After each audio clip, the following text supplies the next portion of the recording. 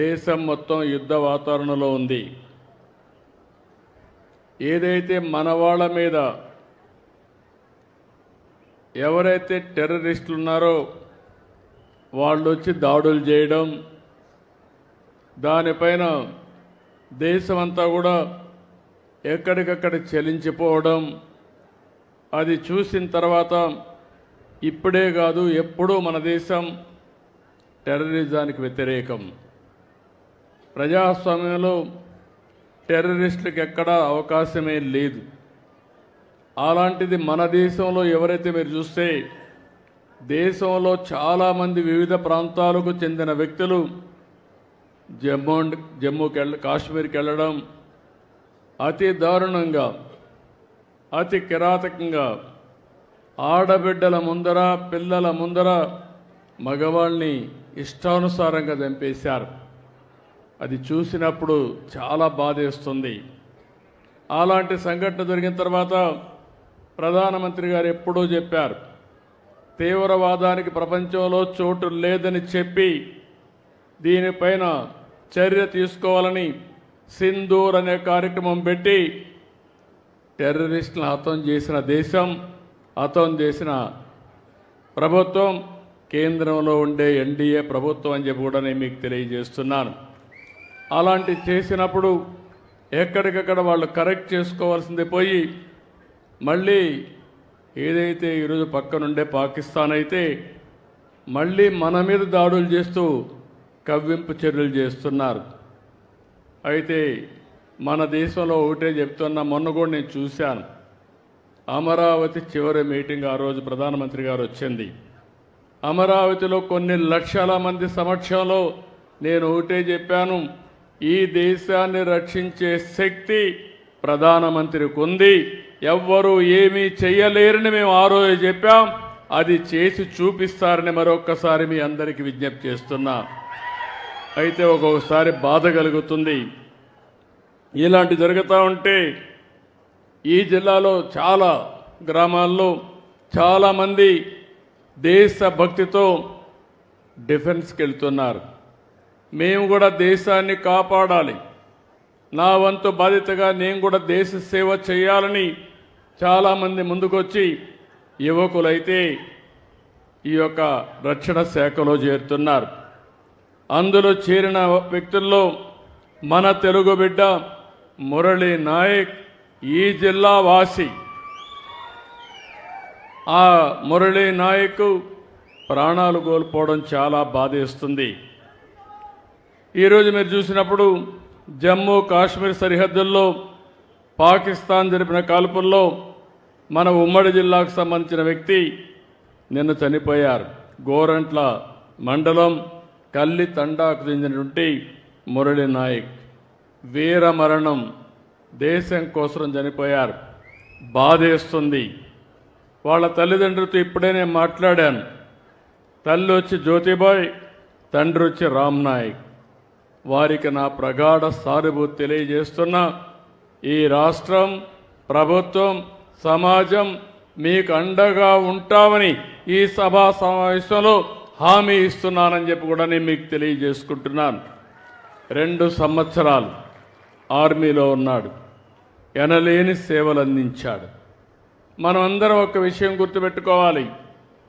ఈరోజు ఎవరైతే సైనికులు ఉన్నారో వారు బార్డర్లో ఉండి అనునిత్యం మన కోసం నిద్రాహారాలు మాని దేశ రక్షణ చేస్తున్నారు కాబట్టి మనం హాయిగా నిద్రపోగలుగుతున్నాం.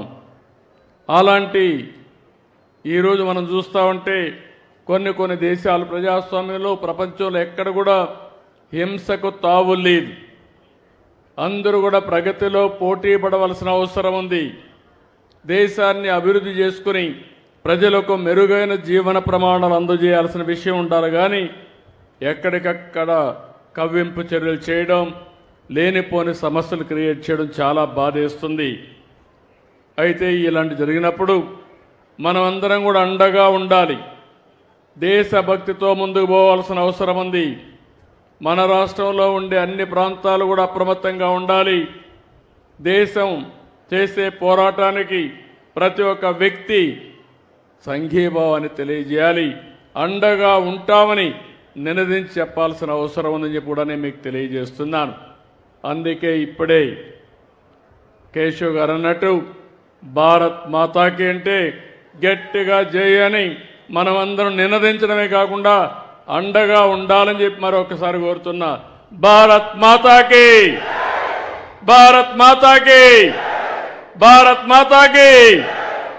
అదే సమయంలో ఎవరైతే చనిపోయారో, వీరమరణం పొందారో వారి కోసం 2 నిమిషాలు మురళీ నాయక్ ఆత్మకు శాంతి కలగాలని కుటుంబ సభ్యులకు ప్రగాఢ సానుభూతి తెలియజేసుకుంటూ 2 నిమిషాలు మౌనం పాటిద్దాం.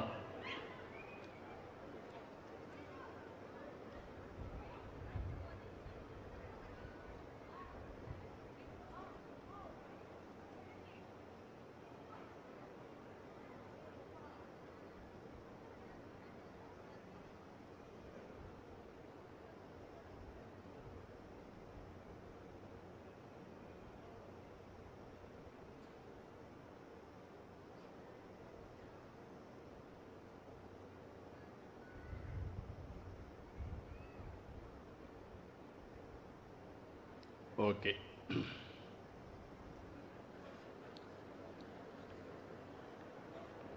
ఇప్పుడే కేశవ్ గారు ఒక విషయం చెప్పారు. ఓసారి జీవితంలో కొన్ని అవకాశాలు వస్తూ ఉంటాయి. కొంతమంది ఆ అవకాశాలు ఉపయోగించుకుని ముందుకు పోతూ ఉంటాం. 1996లో మార్చి 11వ తారీఖున